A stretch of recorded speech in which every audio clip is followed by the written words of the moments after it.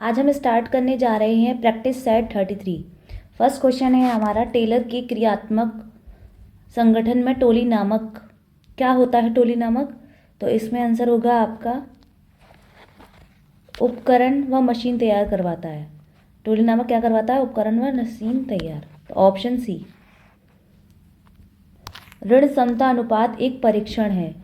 किस चीज़ का परीक्षण है ये? तो ये परीक्षण है शोध क्षमता का। Option B. ऋण पत्रों के शोधन के पश्चात ऋण शोधन कोष को खाते में शेष को हस्तांतरित किया जाता है। किस खाते में? तो ये किया जाता है समान संचय खाते में। Option A.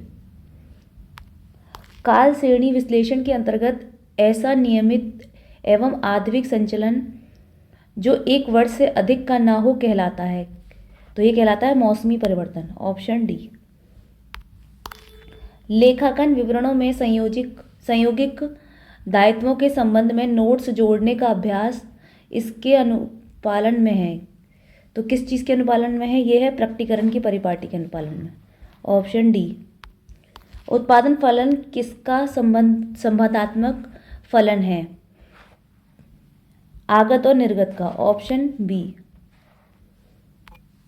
प्रश्नावली सर्वेक्षण विधि का प्रयोग संग्रहण करने हेतु होता है। तो किसके थ्रू होता है? ये होता है प्राथमिक समूह के थ्रू। Option C. भविष्य में माल की आपूर्ति के लिए किसी ग्राहक से प्राप्त अग्रिम धनराशि है एक चालू दायित्व। Option C. थोक व्यापारी मध्यस्थ के रूप में एक कड़ी है निर्माता और फुटकर व्यापारी के मध्य की। Option C. निम्न में से कौन सा सूचकांक ज्यामिति माध्य आधारित है? तो यह है फिशर का सूचकांक। Option B. क्षेत्रीय समूहों में लोगों और भौतिक संसाधनों की समूहीकृत करके श्रम का विभाजन कर इससे संबंधित होता है। तो ये संबंधित होता है मंडलीकरण से। Option C. किसी संगठन में उप इकाइयों के कार्यों को एक सतत पैटर्न में जोड़ने के लिए उपयोग किए जाने वाले तंत्र के समूह को क्या कहते हैं? समूह को कहते हैं समन्वय। ऑप्शन। हेनरी फ्योल के प्रशासनिक गतिविधियों को बांटा है 6 समूहों में। ऑप्शन सी।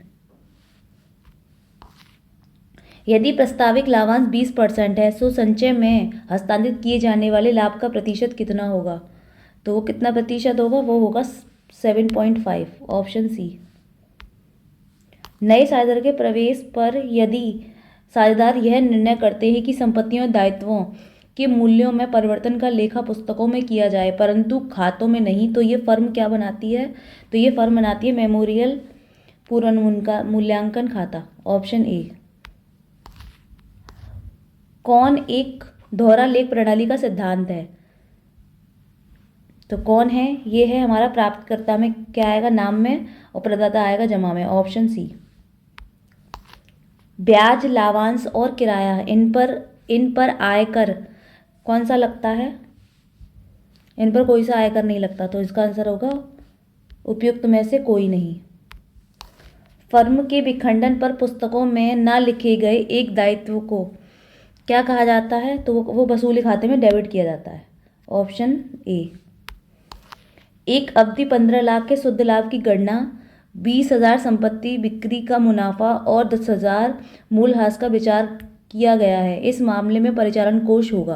तो देखिए, इस मामले में परिचालन फॉर्मूला क्या होता है परिचालन कोष का? Operating fund account is equal to net profit plus depreciation minus sale of asset. तो देखिए क्या करेंगे, 15 लाख हो गया आपका नेट प्रॉफिट प्लस डेप्रिसिएशन कितना हुआ? डेप्रिसिएशन है हमारा 10,000 और माइनस करेंगे हम कितना? सेल ऑफ एसेट्स को, तो 20,000। तो निकल के आया हमारा 14,90,000। Option C. निम्नलिखित में से कौन सी व्यावसायिक पूर्वानुमानी की एक तकनीक नहीं है? तो कौन सी तकनीक नहीं है? वह है सहसंबंध विश्लेषण। Option B. आज की क्लास हम यहीं पे ख़त्म करते हैं।